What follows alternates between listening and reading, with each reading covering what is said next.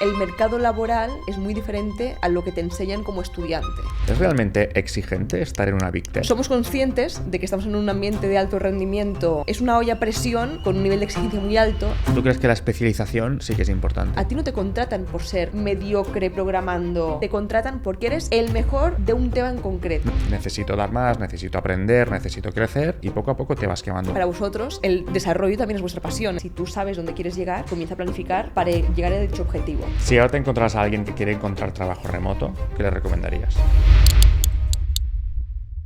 Muy buenas y bienvenidos a este episodio de Commit Show. Hoy tenemos un episodio muy interesante porque nos vamos a alejar un poquito de todo el tema tan técnico que hemos ido tocando en los otros capítulos. Tenemos con nosotros a Adriana, creadora de contenido, ahora full time, por lo que he ido viendo, que se centra principalmente en dar consejos y en ayudar a progresar en el desarrollo profesional y tiene un background en empresas tanto como Google como LinkedIn, por lo tanto ha trabajado en empresas bastante grandes, por lo que tiene bastante idea de lo que comenta. Muchas gracias. Quiero recordar que este podcast está también patrocinado por InfoJobs. Quiero agradecer enormemente a InfoJobs por patrocinar este episodio de The Commit Show. InfoJobs es un portal de empleo en el que podrás encontrar un montón de ofertas laborales enfocadas al sector tecnológico. Entre las ofertas que tiene disponible InfoJobs en su portal encontrarás ofertas de ciberseguridad, ofertas de desarrollo de software, tanto backend como frontend, ofertas de ciencias de datos, incluso ofertas de inteligencia artificial. Si te encuentras en una posición en la que estás buscando trabajo, te voy a dejar un enlace en la descripción para que puedas echarle un ojo a todas estas ofertas que puedes encontrar en InfoJobs. Ante todo, quiero agradecer enormemente a InfoJobs por hacer posible esta segunda temporada de The Commit Show. Y sin mucho más, continuamos con el episodio. Adriana, muchísimas gracias por estar aquí. Nos ha costado muchísimo encajar, ¿no? Te encontré en el evento, tuvimos que correr un poco porque teníamos pocas fechas, ¿no?, en las que pudieras estar en el podcast. Pues mira, al final lo hemos encajado y eso es lo que importa. Porque ahora te dedicas full time a la creación de contenido.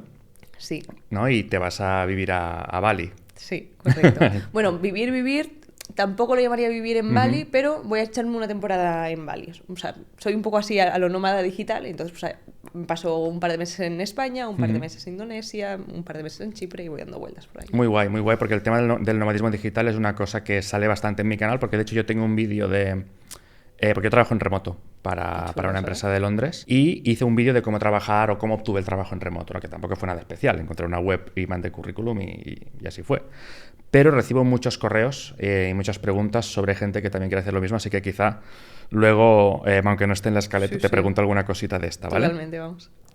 Entonces, yo te quería preguntar desde el inicio, porque has tenido, digamos, experiencia en empresas que quizá para nosotros los developers son como un sueño, ¿no? Yo cuando estaba en la uni, pues trabajar en Google quizá pues era algo a lo que aspiraba. Yo quería graduarme, pues quizá ver si podía trabajar en todas las típicas, ¿no? Google, Netflix, las típicas fan. Y tú precisamente estuviste pues un tiempo trabajando para Google. Me gustaría conocer un poco lo que hacías ahí, el background que tienes y, en específico, ¿cómo es trabajar para una empresa como Google? Pues mira, yo vengo de un background mucho menos técnico de los que tenéis seguramente los que nos estáis viendo. Yo estudié AD en la uni, o sea, hace 10 años ya, a lo mejor. Bueno, sí, más o menos. Y entonces yo me encaminé siempre en un mundo pues de negocios. A mí me gusta mucho, por ejemplo, las ventas, el marketing, y fue por donde comencé mi carrera laboral. Yo me gradué y mi primer trabajo de recién graduada fue LinkedIn. Entonces comencé a trabajar ahí en la parte de ventas para un producto de e-learning, que es LinkedIn Learning, que a lo mejor algunos de los que nos están viendo pues lo usan para formarse. Y fue un poco donde además le comencé a pillar el gusto a la formación online, a conocer un poco más el mundillo. Y trabajaba eso, vendiendo la primera parte del ciclo de ventas de LinkedIn Learning. Y entonces hubo un momento donde LinkedIn se puso a hacer despidos masivos y yo, que estaba muy feliz en LinkedIn, y por suerte no me tocaron los despidos masivos, pero fue la primera vez que pensé, este trabajo que tanto me gusta, pues a lo mejor...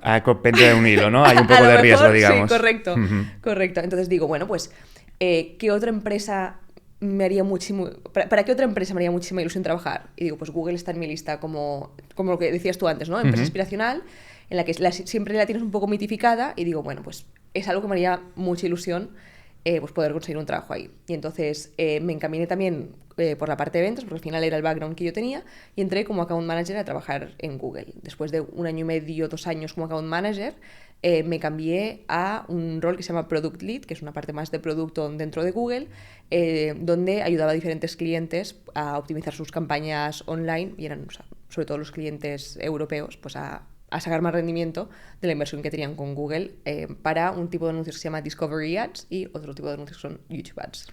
O sea, tú un poquito, y ahora esto quizá ¿tú un poquito decidías o sabías más o menos en qué vídeos acababan los anuncios? No, eso era automático. Vale. Eso era ojalá, eso era automático. Pero lo que sí hacíamos era saber qué era lo que le funcionaba a cada empresa. Vale. Y, o sea, tú me venías con, vale, yo quiero conseguir esto con esta campaña, con el presupuesto que tengo, y eran presupuestos pues grandecitos. Entonces, pues, éramos un equipo de expertos que entendíamos muy bien el producto y sabíamos muy bien cómo funcionaba y cómo lo recibía el público. Entonces ayudábamos a las empresas pues a que si nos daban X dinero, le devolvíamos X por algo. Y configurabais, supongo, nicho, audiencia y todo esto, y luego ya el algoritmo de YouTube decidía qué vídeos o creadores encajaban, ¿no? Sí, pero hostia, era divertido interesante. Porque ahora que me dedico a la creación de contenidos, como que vale. Claro, estás en el otro lado. Por eso te pregunto, porque me estabas contando esto y yo como, vale, ok, entonces es culpa suya que mi RPM baje cuando... Más o menos. Un poquito. Bueno, no, pero súper interesante, que al final ahí, bueno, todo va con algoritmos, supongo, y la mayoría de cosas, pues, ni siquiera... De hecho, no sé dónde leí que ni siquiera los propios ingenieros de Google saben exactamente la algorítmica de los anuncios y tal, que hace cosas raras y... Ni siquiera ellos saben por qué, porque con redes neuronales y cosas de estas. Entonces, claro, yo cuando he estado viendo vídeos de creadores y tal, sobre todo americanos, ¿no? Pues trabajando un día en mi vida como software engineer, en mi trabajo en Big Tech, o cómo son las oficinas de Google, yo qué sé, California, no sé dónde están en California, pero bueno, como viendo las oficinas, ¿no? ¿Es cierto que en Google tenéis, pues, no sé, toboganes, comida gratis, salas con billares o con arcades? Sí. Explícame un poco cómo son las oficinas de Google, porque nunca he estado y tengo muchísima curiosidad. Pues mira, son muy chulas. Y yo creo que es algo a lo que te acabas acostumbrando cuando estás trabajando ahí, porque de repente se te vuelve un poco la norma, pero cuando invitas a alguien a la oficina que lo está viendo por primera vez y se queda flipando y dices, es verdad, si yo también estuve ahí la primera vez que vi las oficinas. Y, o sea, depende mucho del campus en el que estés y la zona en la que estés y todo. Generalmente los headquarters grandes sí tienen toboganes o como cosas así más vistosas, pero te diría que en casi todas las oficinas a lo mejor tienes desayuno, comida gratis, algunas tienen la cena, sobre todo si trabajan con zonas horarias donde pues hay personas que tienen que trabajar horarios raros, los snacks que te puedes imaginar, micrococinas en cada piso... y también cosas que me gustaron mucho de la cultura Google, que a lo mejor son un poco menos vistosas, pero creo que son igual de importantes, es políticas de compaginación, por ejemplo, de salud mental, que se agradecen mucho en estos casos, bajas de maternidad, que eran muy agradecidas. O sea, la parte chula de Google, por un lado me gustaban muchas oficinas, pero me gustaba mucho también la cultura que tenía dentro. No quiero idealizar tampoco la empresa, porque tiene, como todas las empresas, lo bueno y lo malo, pero... Incluso ahora que estoy fuera, incluso habiéndola experimentado, le tengo mucho cariño a Google como empresa, porque yo creo que lo tienen muy bien currado la parte de cultura, tanto la parte de oficina física como la cultura interna de la empresa. Sí, la verdad es que quizá en otros sectores o nichos laborales no se ve tanto, pero sí que es cierto que cuando hubo el boom de contratación de desarrolladores, no digamos que los desarrolladores siempre han sido como muy queridos, entre comillas, en el sentido de que era relativamente fácil encontrar empresas que te dieran pues buenos perks, ¿no? Pues yo qué sé, más días de vacaciones de lo estipulado por ley en el país en el que trabajas. Por ejemplo, yo qué sé, días para gestionar tareas personales, pues más de los que podrías tener teletrabajo, ¿no? El teletrabajo es el típico perk que a los desarrolladores nos encanta. Aparte de todos los perks, que ahora podemos entrar un poquito más de eso, porque quiero ahondar un poquito más en el tema de la salud mental y todo esto, sobre todo en el tema del burnout, que yo creo que es algo muy común. Te quería preguntar, todo esto de las oficinas de Google, de pues las comidas y todo esto, ¿realmente la gente los utiliza o son simplemente cosas que están ahí, pero en la realidad, pues yo qué sé, los toboganes, nadie se tira por ellos?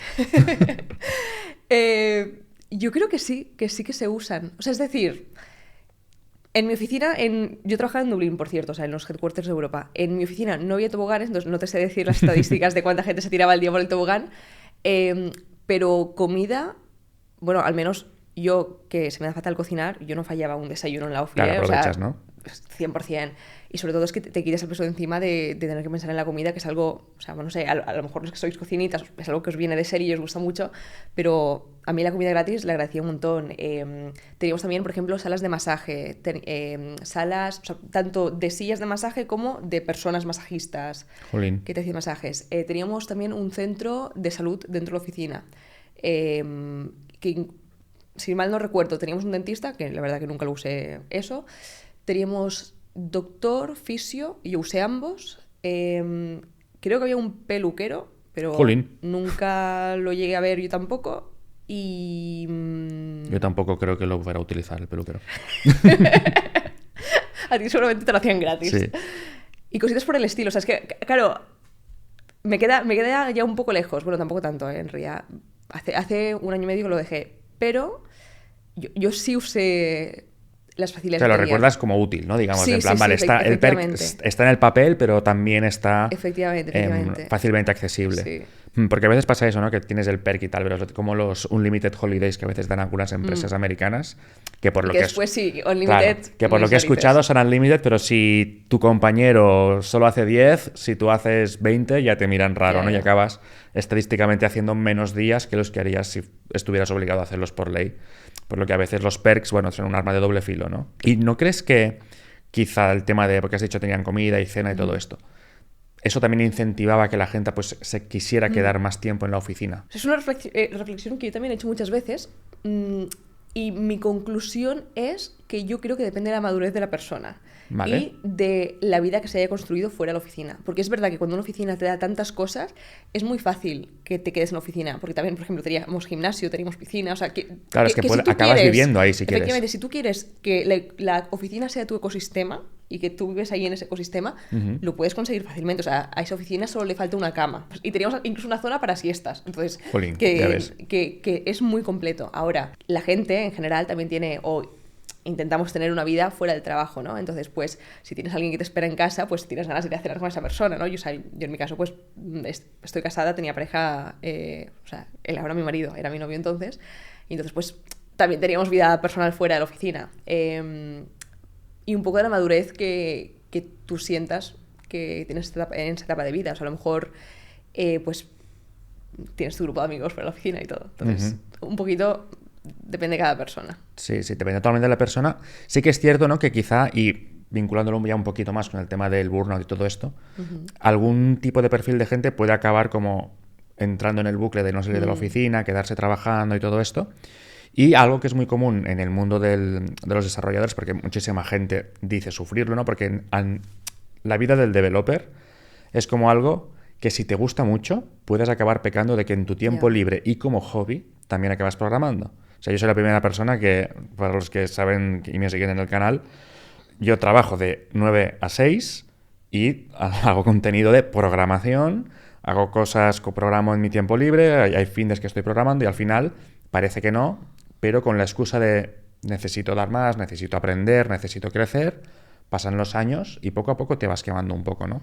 Entonces, estoy muy interesado en conocer un poquito más todo esto del tema de que te daban ayudas o facilidades, ¿no? Para gestionar todo esto del tema de salud mental y burnout. Sí. Es que es un tema complejo en general o incluso... son empresas de alto rendimiento donde se incentiva mucho que tú produzcas, que des tu 100% o tu 200%. Hay muchos incentivos, además, tanto económicos como de promociones, de estatus dentro de la empresa, de reconocimiento. Entonces, es algo que... O sea, es una dualidad, yo creo, de, en general, la gran empresa tecnológica. De tengo que producir mucho y al mismo tiempo tiene que ser de una forma que a mí no me queme y que yo pueda hacer esto pues los años que quiera sin Claro. que mi salud mental sea un impedimento.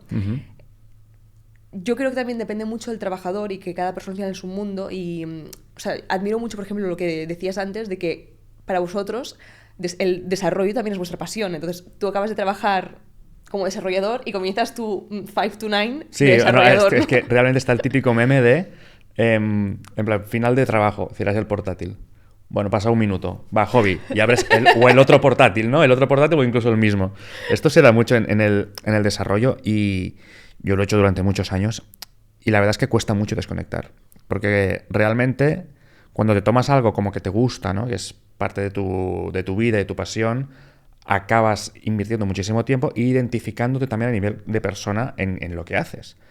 Y al final acabas presentándote casi como, hola, soy Martí, desarrollador, ¿no? Casi como que lo primero que dices cuando vas a presentar a alguien en un bar o lo que sea es, soy desarrollador.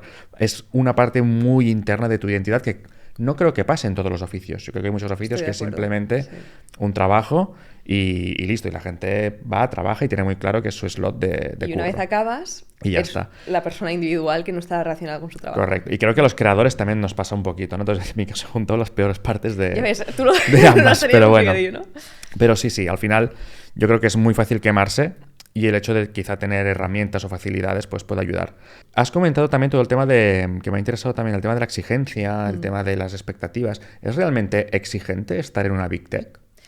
Sí, o sea, y depende un poco de la etapa vital en la que tú estés y lo que quieras asumir ese nivel de exigencia, pues que ya estás juntando como muchas cosas a la vez, porque por un lado tienes perfiles que son perfiles de gente que nos lo hemos currado en muchas etapas de nuestra vida y entonces pues hemos construido currículums o trayectorias profesionales, o sea, que destacan un poquito de la media para conseguir un trabajo en una empresa como esta.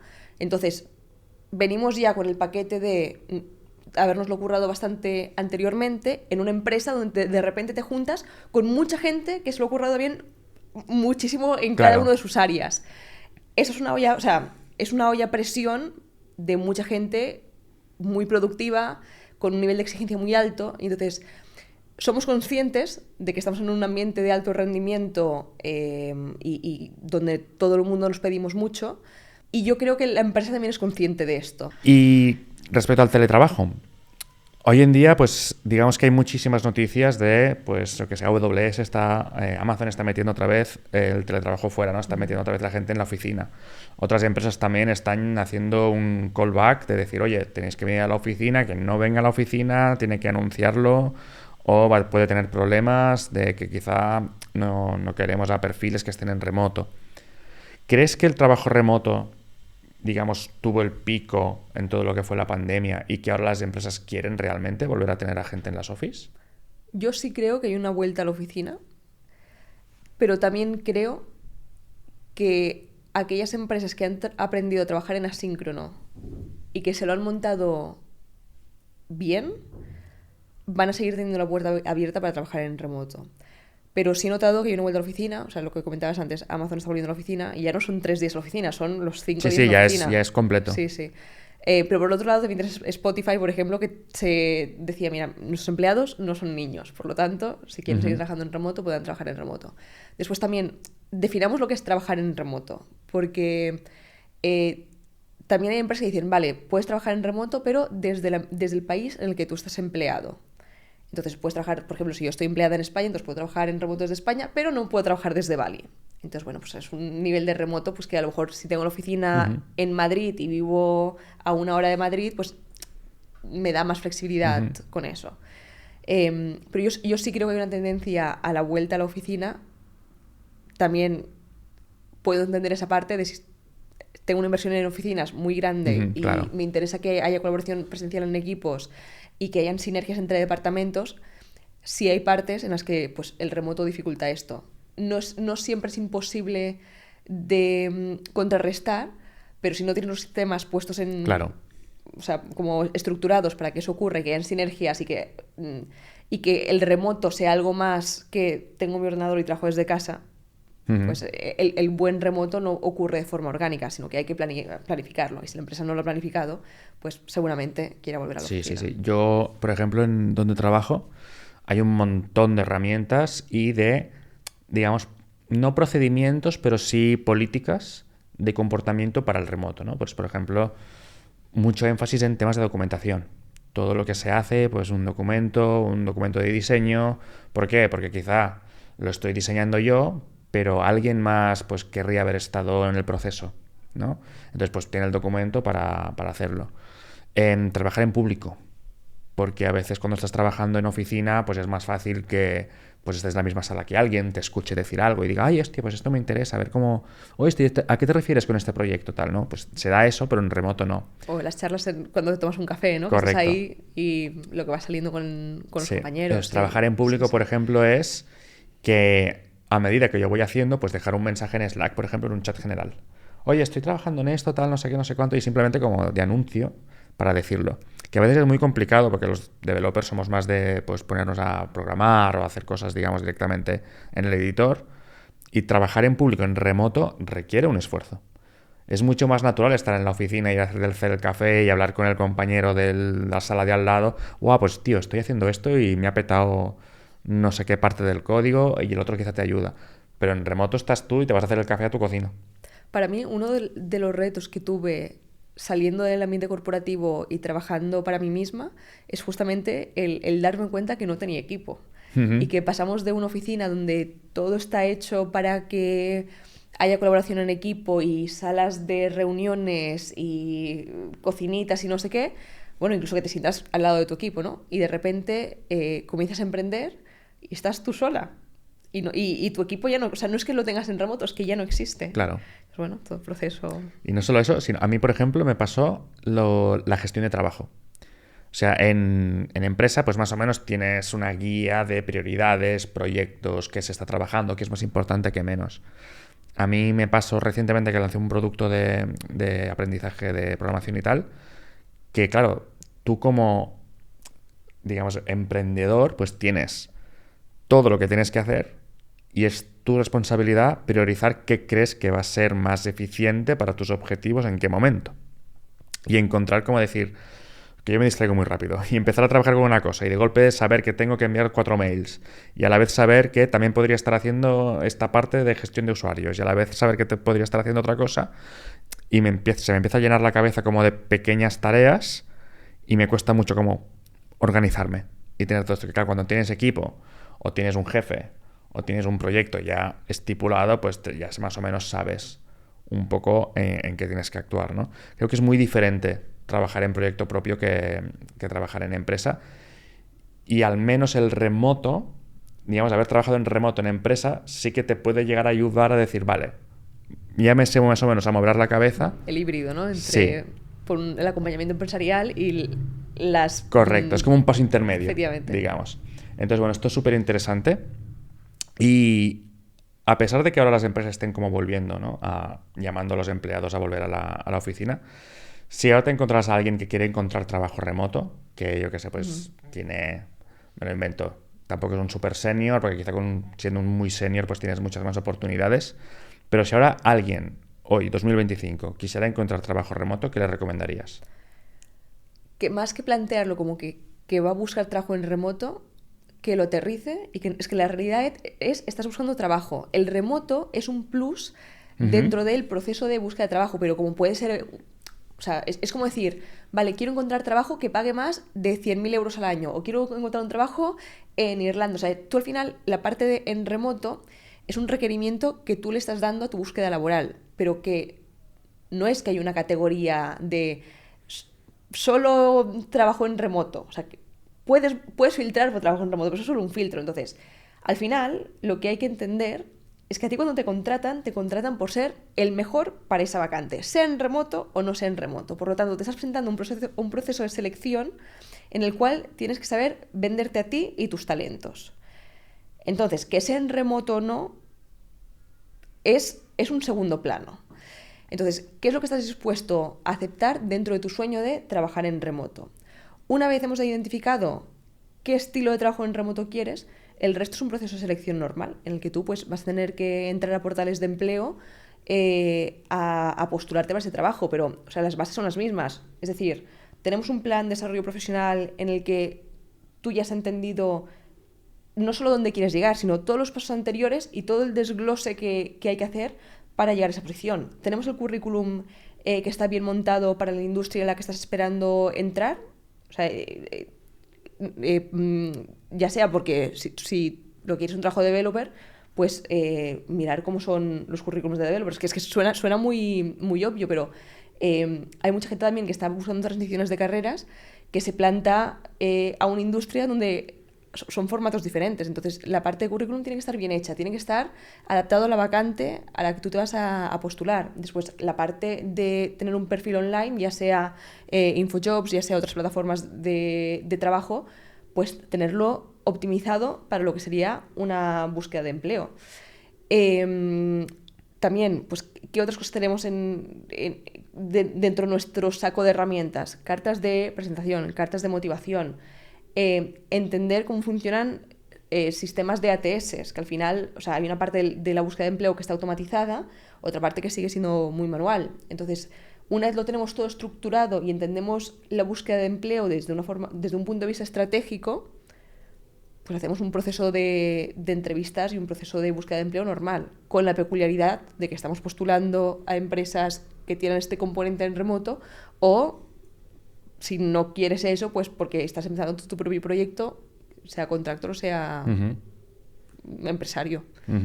Y a nivel de sueldos, que eso también mucha gente me lo pregunta, claro, entiendo que hay sé que hay una diferencia enorme de salarios, al menos en desarrolladores, hay una diferencia enorme entre lo que puedes cobrar en España. Hay algunas empresas de España, a pesar de esto, que sí que tienen buenos salarios. O sea, yo he visto algunas empresas de Barcelona específicamente en las que puedes llegar a cobrar, pues yo qué sé, cerca de 70, 80, 90, si eres ya una persona con experiencia y tal. O sea, sueldos similares a los que encontrarías en UK.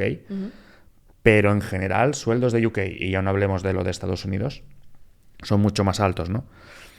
En general, ¿cómo ves tú esta, digamos, oportunidad de trabajar en remoto para una empresa de fuera para acceder a estos sueldos más altos?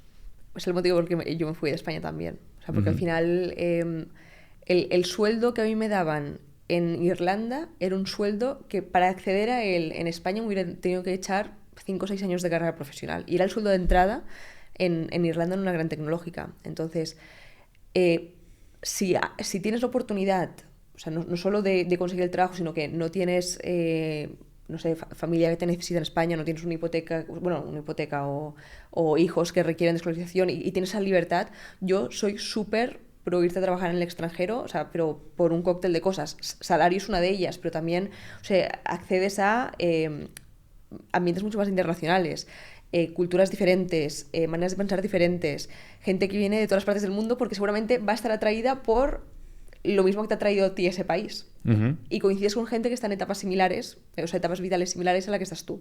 Entonces yo soy súper pro irte a trabajar en el extranjero si puedes, y para mí el salario es definitivamente una de las variables que lo hacen que valga la pena. Y esto que comenta mucha gente, ¿no? Que a veces cuando se habla de diferencia salarial, el típico contraargumento que se ve en redes sería el de, vale, pero el coste de vida es más alto. ¿Cómo ha sido tu experiencia al respecto? Si al coste de vida realmente le quita el beneficio a cobrar más. Depende del país en el que estemos en el mundo.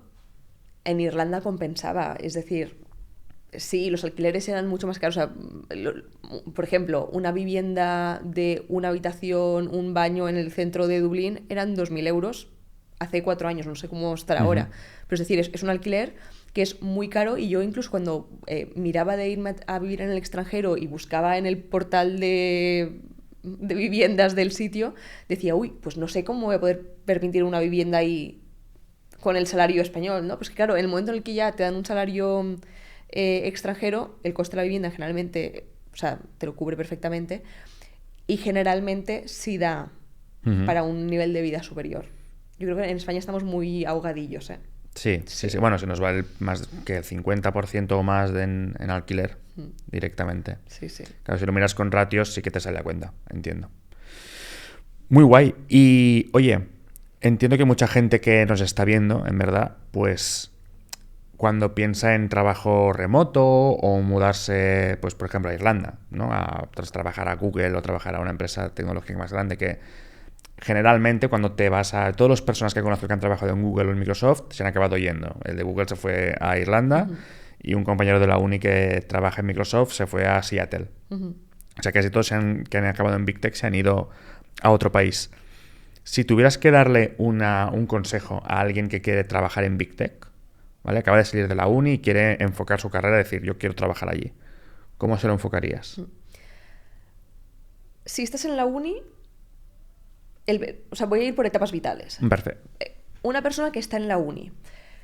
La uni te da muchísimos recursos que la mitad de universitarios no explotan. Me refiero a organizaciones de estudiantes, posibilidad de prácticas, y no solo de unas prácticas. O sea, si tú realmente quieres optimizar tu tiempo en la universidad, aprovéchate de que les sales barato a las empresas, o sea, por convenios de beca, e intenta maximizar la experiencia profesional con la que tú te gradúas, porque al final o sea, el título universitario, se gradúan no sé cuántas miles de personas en España cada año con el mismo título universitario que tú. Entonces, tú necesitas llegar al mundo laboral y poder destacar por encima de las miles de personas que tienen el mismo título que tú. Entonces, pues eso, voluntariados que hayas hecho, prácticas que hayas hecho, idiomas que hables, experiencias de liderazgo que hayas tenido por fuera de la uni. Hay muchas formas de acabar con un currículum que esté más trabajado que la media, pero para eso también requiere un poco de planificación, o sea, porque si nos plantamos el día de la graduación y decimos, ay, pues venga, pues un trabajo, pues la experiencia hay que conseguirla de algún lado. Nadie te contrata, y eso creo que es una idea que hay que asumir rápido, que es que las empresas no son hermanitas de la caridad y nadie te contrata por tu cara bonita, o sea, te contratan porque eres el mejor para esa posición. Entonces, con esto en mente, si tú sabes dónde quieres llegar, comienza a planificar, o sea, como el backwards planning, que se le llama en inglés, ¿no? De yo quiero llegar aquí y eso es todo lo que quiero hacer y todo lo que... o sea, lo que... Vamos a desglosar el objetivo final de una forma que me permita a mí tener pasos muy marcados para llegar a dicho objetivo. Yo lo que recomiendo es para las personas que realmente ya tienen un objetivo en mente, que tienen muy claro dónde quieren ir, ya sea una empresa como Google, ya sea una posición soñada, una ciudad en la que quieran trabajar, que se metan en perfiles, ya sea de LinkedIn o de InfoJobs, de gente que está donde ellos quieran estar y que bicheen cuál ha sido el recorrido que esas personas han hecho para llegar a esa posición. No quiere decir que lo que esa persona haya hecho sea tu ruta al éxito, pero si de repente comenzamos a ver que en 20 perfiles diferentes te das cuenta de que todos tienen un máster en un área similar entre esas 20 personas, pues a lo mejor ya están dando indicaciones que en ese puesto o en ese lugar en el que tú quieres acabar, eso es algo que se valora, ¿no? Mucho. A lo mejor todas esas personas tienen un nivel muy alto de inglés, que de hecho es muy probable. O sea, si tú te quieres ir al extranjero con español, a no ser que te vayas a Latinoamérica... Sí. Bueno, es algo que no hemos comentado mucho porque es bastante obvio, el inglés es básico. Es basiquísimo y me parece el asset más importante que tú puedes tener si te quieres ir a trabajar en el extranjero. O sea, de gente que habla inglés y no habla... O sea, de gente que habla inglés y no habla inglés, o sea, aquellos que hablan inglés ya tienen una puerta abierta que los demás no. Y eso hay que trabajarlo con años de antelación. No es que tú te despiertes un día y digas, quiero entrar en Google, voy a comenzar a postular a todas las ofertas que tienen disponibles en Internet. Es, vale, lo mismo. O sea, quiero postular en Google, pero es que Google es una empresa muy grande, son 300.000 trabajadores. Tú no quieres postular a Google, tú quieres postular a un trabajo concreto dentro de Google. Entonces, eso también hay que aterrizarlo mucho. Recibo cantidad de DMs de quiero trabajar en Google, quiero trabajar en Microsoft, quiero trabajar aquí, quiero trabajar en no sé dónde. Tú no quieres trabajar en una empresa, tú quieres trabajar de una descripción concreta en un puesto concreto en una empresa. Entonces vamos a ver qué requiere una posición por el estilo. Vamos a analizar cuáles son los requerimientos de la job description, de la gente que ha estado en posiciones como esas. Vamos a estudiar si el departamento se va a ampliar o no se va a ampliar. ¿Cuántas personas trabajan de esto? Es decir, ¿estás cogiendo una posición que hay una persona para esto y es así de súper nicho, o es un departamento que tiene muchísima rotación por el que sería más estratégico poder entrar? Entonces todo esto requiere una planificación y una estrategia de cara profesional que hay que ir trabajando con los años. O sea, no es algo que tú te despiertas y dices, pues ya está. Si has tenido la suerte de que has construido ya un perfil muy competitivo, casi de forma automática. Sí, por casualidad, además, ¿no? Sí, y hay gente que esto se le da naturalmente bien. O sea, si es alguien que ya ha sido muy perseverante durante su carrera universitaria y llega y sale al mercado laboral y ya tiene más experiencia que los demás y está muy encaminado y lleva años que se está diferenciando por sus talentos, pues que casi que esta persona ya va a ir rodada y ver solita. Y el mercado laboral, además, es muy diferente a lo que te enseñan como estudiante. Y yo creo que hay mucha gente que tarda un poco en hacer el cambio de chip, porque a ti, como estudiante, lo que se te valora es que tú saques un 5 en muchas asignaturas. Es decir, a ti te aprueban, ¿no? Sí. O sea, es decir, para que tú te gradúes necesitas aprobar muchas asignaturas. Que tú seas muy bueno programando, pero seas una patata en cualquier otra asignatura, no les vale. Necesitan que tú vayas haciéndolo como toda la vez, ¿no? En el mercado laboral no funciona así. A ti no te contratan por ser mediocre programando y mediocre en matemáticas y mediocre en estadística. A ti te contratan porque eres el mejor de un tema en concreto. Y es algo que en el colegio pues no funciona. O sea, ¿tú crees que la especialización sí que es importante? Yo creo que la especialización sí es importante. Entendiendo por especialización un talento que tú hayas desarrollado. Y me parece muy importante pasar tiempo mimando nuestros talentos más que intentando ser menos mediocre en aquello que ya se nos da un poco regulinchi. Porque si a ti te hubieran puesto desde pequeños, bueno, no sé cómo fue tu caso, pero por ejemplo, en mi caso personal, yo de pequeña no disfrutaba las matemáticas y era siempre como mi talón de Aquiles, las matemáticas.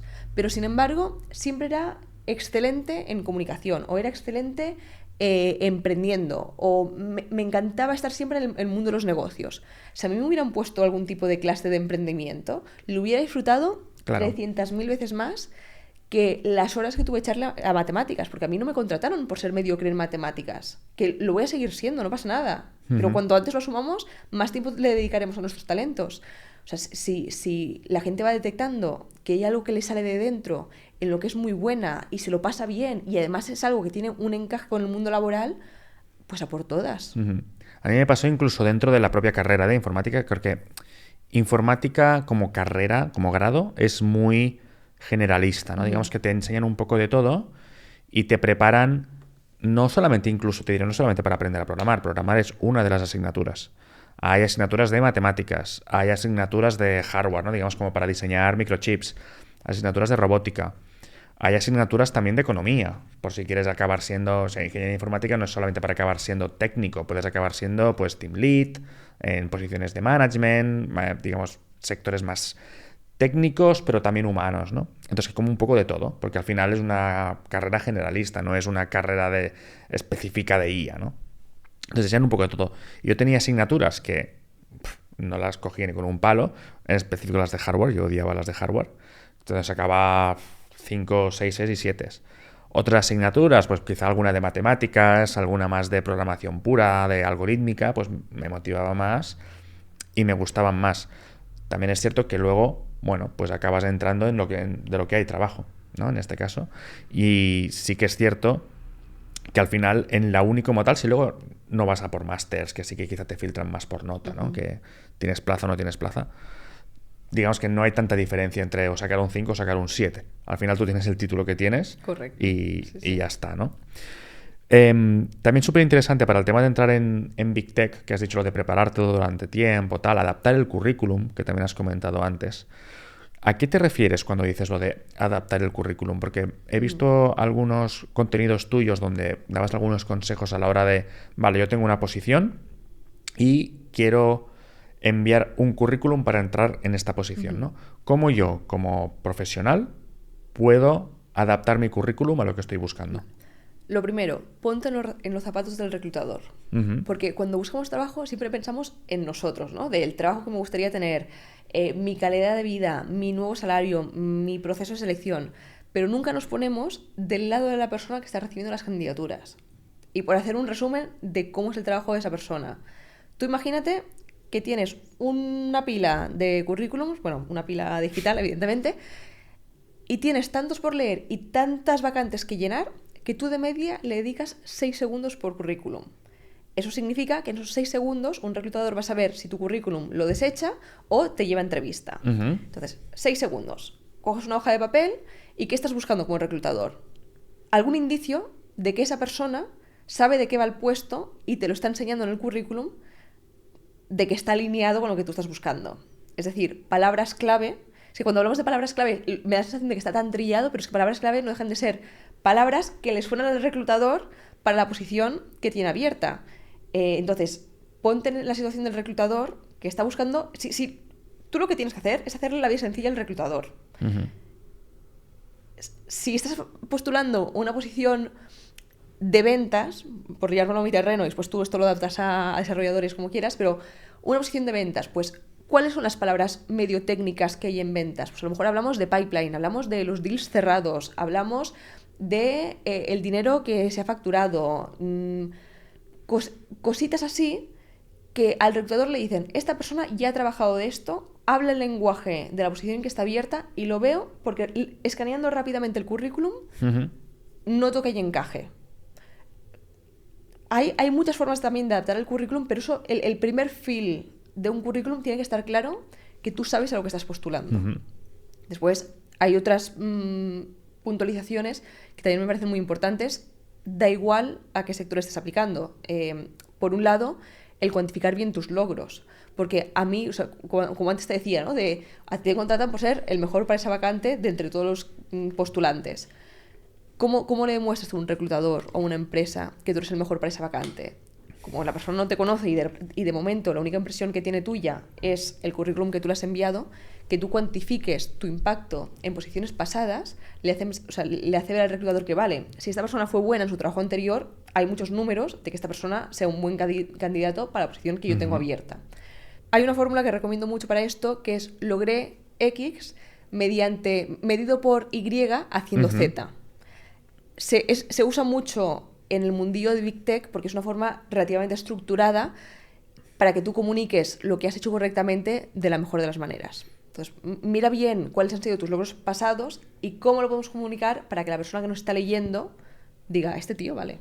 Sí, yo, a ver, no soy reclutador ni mucho menos, pero sí que como desarrollador he hecho entrevistas y he filtrado currículums, ¿no? Y totalmente, esto de las keywords, que quizá una cosa que la gente malentiende un poco, que es como, no, tienes que poner keywords. Y me he encontrado un montón de currículums que te ponen las keywords rollo literal, tipo skills, voy a decir tecnicismos, Docker, TypeScript, MongoDB, Python, pero rollo el nombre. Porque se piensan que es todo automático, ¿no? Claro. Que si tú pones las palabras mágicas, esto cuela. Claro, y quizá para el ATS, no sé cómo funciona un ATS, pero quizá cuela, quizá detecta MongoDB y te pasa el currículum a la siguiente fase. Pero luego yo, por ejemplo, eso lo leía y, claro, no me daba tampoco mucha confianza porque digo, vale, sabes TypeScript, pero ¿qué has hecho con TypeScript? ¿No? ¿Qué impacto has generado? Y esta fórmula sí que se agradece mucho cuando lees el currículum de ver, voy a traer un ejemplo, ¿no? He mejorado la velocidad del login en un 5% utilizando BetterAuth, que es una cosa de autenticación, y ha impactado a, pues no sé, si tienes el revenue incluso mejor, que el revenue en desarrollo es mucho más difícil de sacar porque... Pero el número de usuarios. Sí, porque no lo tienes, sí. pero algún tipo de impacto que puedas dar. Y ahí ya has colado las keywords, ¿no? Pues he usado BetterAuth, he usado TypeScript, pero has explicado cómo. Exacto. Porque yo me encuentro luego eso de skills, idiomas y luego hobbies. Y ahí te ponen keywords que nada tienen que ver. Y también el tema de adaptar el currículum a la posición. Porque en desarrollo puede pasar mucho, sobre todo cuando estás en la universidad, ¿no? Que de hecho es más generalista, o has trabajado como full stack, que full stack es pues que programas tanto backend como frontend, tocas un poco de todo, eres más generalista. Donde luego quieres decir, vale, pues voy a aplicar una posición mucho más específica a backend o a frontend o lo que sea. Y sigues reutilizando como el mismo currículum.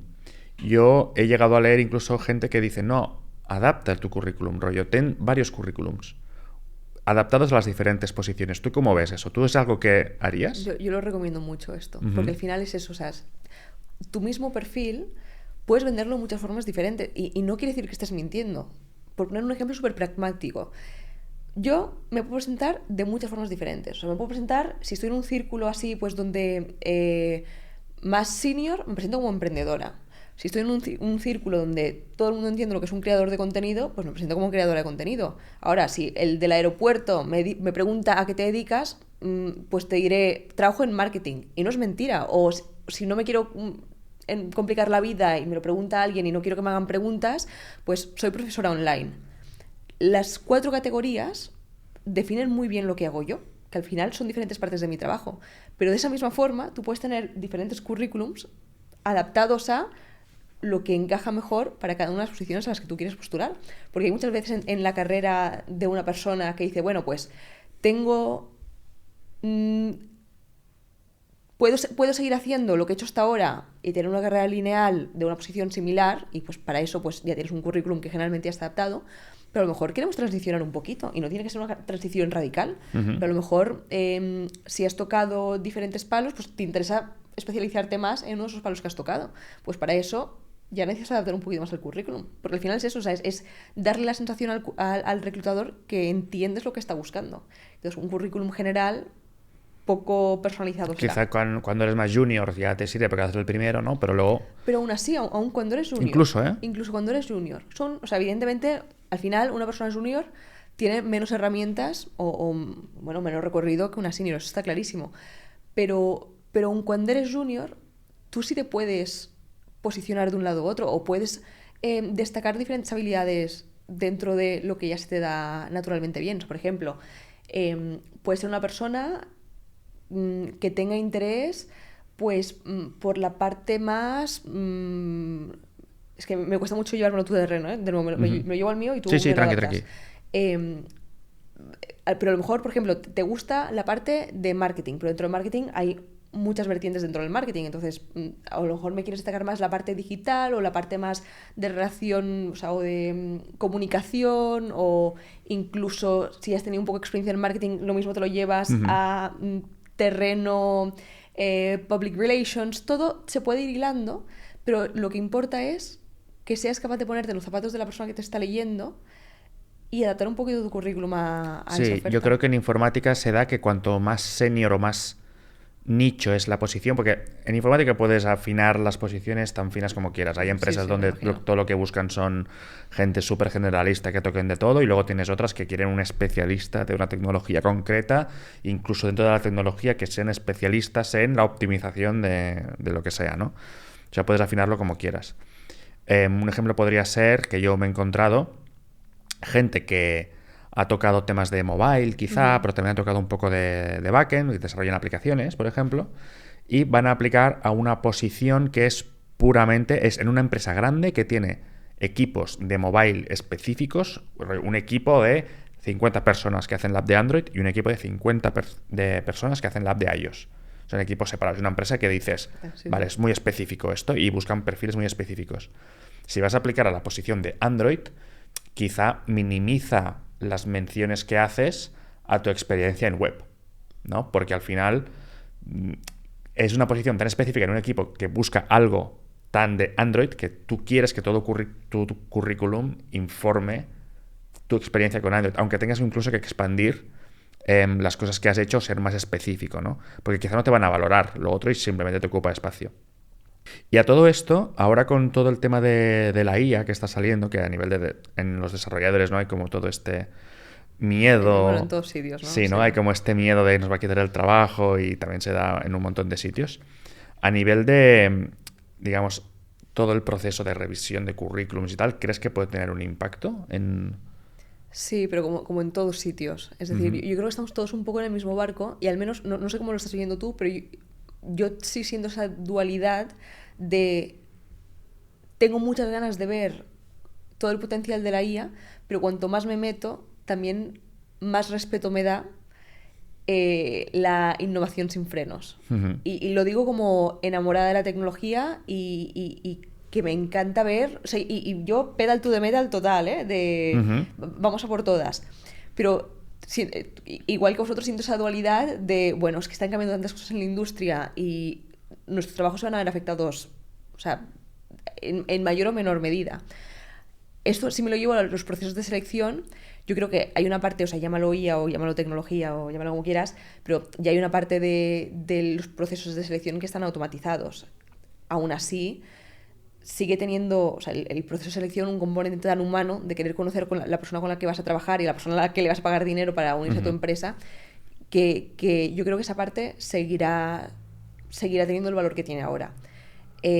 Las partes que están automatizadas, pues por ejemplo, el primer filtro de currículum, o sea que al final el sistema ATS, por ejemplo, no es solo, o sea, es por un lado el portero de discoteca que dice pasa currículum porque me encaja más o me encaja menos para esta vacante, pero también ayuda mucho a los reclutadores a filtrar más eficientemente. permite que tengan como su propio CRM con diferentes currículums que no solo dice este currículum no vale, pero en el momento en el que hay otra posición con algo que esté que encaje un poco más, ¿no? Quizá lo reflota también. O sea, que quiero decir que al final es solo una forma de reconducir todo el pipeline que hay de talento que un ser humano único pues es difícil de gestionar. Eso evidentemente, pues para empresas muy grandes tienen todo un proceso pues de intentar filtrar los currículums que les llegan, pero es porque es que humanamente nadie podría filtrar 2000 currículums para cada vacante. Sí, no, yo cuando he recibido 50 ya he estado... Claro, sí. Es que es complicado. Y también que si le quieres dar el cariño que merece la revisión de cada currículum, es que llega un punto donde si recibes 2000 currículums no puedes. Y no me quiero imaginar empresas grandes y famosas como estas, la cantidad de candidaturas que deben recibir a la que abren una posición, es que deben ser miles y miles y miles al final. Sí. También te digo que reciben muchas candidaturas, pero yo algo que sí noté cuando estaba también en Google leyendo currículums y entrevistando gente para posiciones de la empresa es que varían mucho la calidad de los currículums. Es decir, o sea, creo que si te pones como súper tiquismiquis con los números, el ratio de aceptación para entrar en Google era el 0,4%, algo así. O sea, era muy bajo. Pero claro, esto es tomando todas las candidaturas que se envían al año sin tener ningún filtro de calidad. A la que ya comienzas a trabajar los currículums, comienzas a trabajar tu candidatura, tienes un perfil que está optimizado para la vacante y comienzas a trabajar también el proceso de entrevistas, entender cómo funciona un proceso de entrevista en una gran empresa tecnológica. O sea, es que ese ratio no tiene ningún sentido. O sea, a la que entras ya en el proceso, es un proceso como otra empresa cualquiera, donde es que simplemente quieren conocerte a ti como persona. También hay muchos mitos de empresas grandes de preguntas, de entrevistas súper raras que en algún momento creo que sí que se hicieron, pero... Sí, ¿puedes comentar alguna? Así Sí, o sea, había por ejemplo, si te pones a buscar en Google preguntas raras que hacen en entrevistas de Google, tenías una de ¿cuántos elefantes caben en un Toyota? O algo por el estilo, ¿sabes? Estas las he escuchado, sí. O ¿cuántas pelotas de ping-pong pueden entrar en lo que sea? En un vagón. No acuerdo de cuántas canicas necesitarías para llenar el Empire State de Nueva York. Cosas por el estilo. Y esto no es cierto. Esto pasó, o hubo una época donde sí pasaban estas preguntas y que yo creo que es por eso se hicieron tan virales, pero se dieron cuenta de que no hay una correlación directa entre lo bien que contestas estas preguntas y tu desempeño en el puesto. Entonces se acabaron eliminando. Y eso además lo explicaban en el portal de búsqueda de empleo de Google, como que hacían alusión a esas preguntas de mira, sí, las hicimos, pero como vimos que no funcionaban, para evaluar el desempeño de un futuro empleado, pues las quitamos. Y yo no me encontré ninguna de estas. Vale. No, porque sí que siento que se hizo bastante famoso esto de que hacían preguntas raras. De hecho, como curiosidad, yo llegué a leer que si había... O sea, tú como desarrollador te metías en Google y buscabas algo complejo en Google, de golpe como que la web se te abría y te salía en plan... Oh, ¿has buscado esto? Creo que alguna vez también se hizo esto, pero esto me lo sé más como anécdota de haber leído libros... Pero esto es pre-Google, o sea, te lo estoy tirando de memoria, pero... yo creo que Google sí tuvo este punto de intentar encontrar talento de muchas formas diferentes, sí.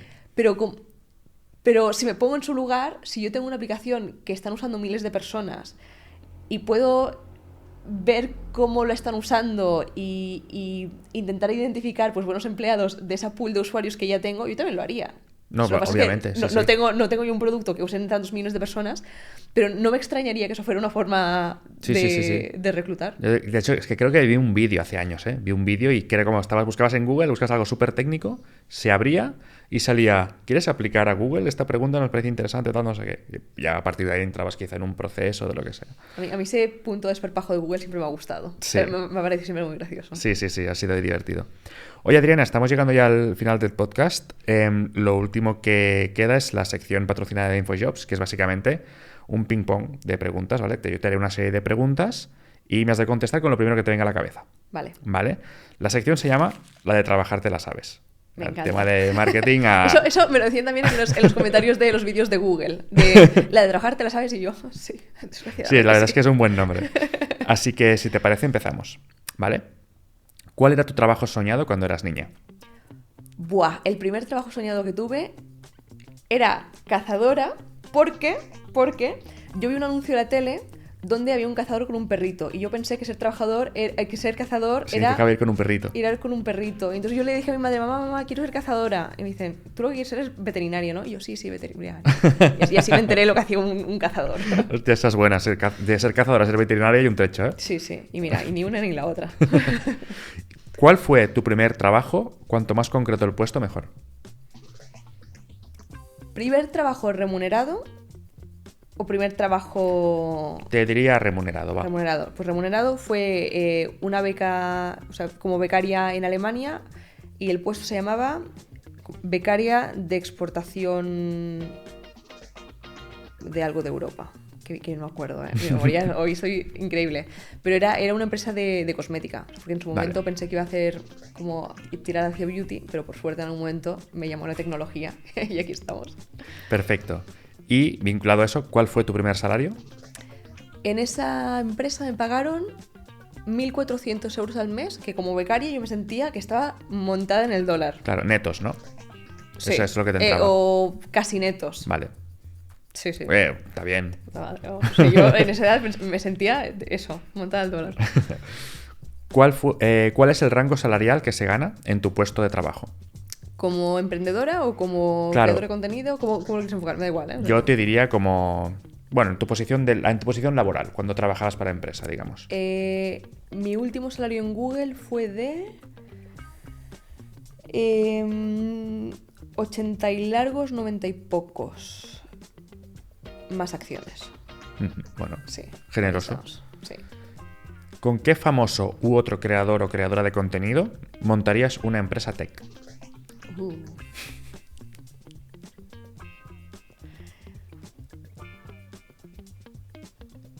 ¿Españoles o de todo el mundo? Puede ser cualquiera. Hay un amigo que se llama Linus, que lo conociste en el evento. Ah, sí, me acuerdo. Ese tío es un crack, me encanta su forma de trabajar y me encanta un poco su filosofía de vida y seguramente lo montaría con él. Perfecto. Cuéntanos un mito de tu profesión. Que hacemos bailecitos delante de la cámara. ¿No? ¿A ti no te llega? ¿No? Sí, totalmente. Bueno, cosas más raras también me han llegado. Por favor, ilumíname. Por ejemplo, de tirar pétalos. Creadores, vale. Pensé que decías como marketer. No. No, pero por favor, adelante. ¿Tirar pétalos? Sí, no, porque yo he visto mucha gente de marketing, no el típico meme de... No, cogen flores de color corporativo y las tiran a la cámara y mientras los otros trabajan y ellos ahí... Maravilloso, sí, ya te entiendo. Sí, no, pero te referías al de creadora. Ahora, sí. No, bailecitos, porque eres tiktoker. Sí, yo comencé en TikTok, pero fue también un poco por casualidades de la vida. O sea, yo comencé porque me daba mucha vergüenza estar en cámara y dije, no saber ser el centro de atención me está limitando en el trabajo también. Porque la gente, o sea, me estoy alargando aquí con la sección, ¿eh? Sí, luego estoy ya tranquilo. Porque la gente que más visible era en el entorno laboral se llevaba más proyectos chulos. Y digo, pues yo tengo que hacer mejor esto. Entonces digo, pues ¿cómo voy a comenzar a salir un poco de mi zona de confort? Y digo, pues hay esta cosa que se llama TikTok, que es nueva, que nadie conoce, donde no me conocía ni el tato, y comencé a subir vídeos en TikTok. Entonces, en algún momento comencé a crecer mucho en TikTok y digo, pues esto lo tengo que llevar a otras plataformas. Entonces, pues seguí. Tu TikTok me apasiona, has llegado al 1.000.000, o sea, es brutal. ¿Piensas que es un buen salario el que se tiene en tu puesto de trabajo? ¿Google o creadora de contenido? Dime los dos, va. Google sí, pero creo también que en otras oficinas del mundo está mucho mejor pagado. Es decir, si mi siguiente paso hubiera sido irme a Estados Unidos o Estados Unidos, básicamente, hubiera sido mucho mejor pagado. Me gusta que me preguntes esto porque la siguiente era, ¿cuál crees que sería un buen sueldo para la profesión? ¿Cuánto podrías haber llegado a cobrar en Estados Unidos? 200, algo así. Un salto grande, ¿eh? Sí, sobre todo en producto no lo tengo tan claro, pero en ventas sí lo tengo bastante estructurado. O sea, en producto a lo mejor me hubiera quedado en los 150, 60, 70, por ahí, depende. O sea, si hubiera también aprovechado para dar el salto a algo más senior. En ventas, además, con los aceleradores que tienes y la parte más variable, 200 Joder. tranquilamente, sí. Muy bien, muy bien. Y dime un personaje famoso que te gustaría que fuera tu jefe.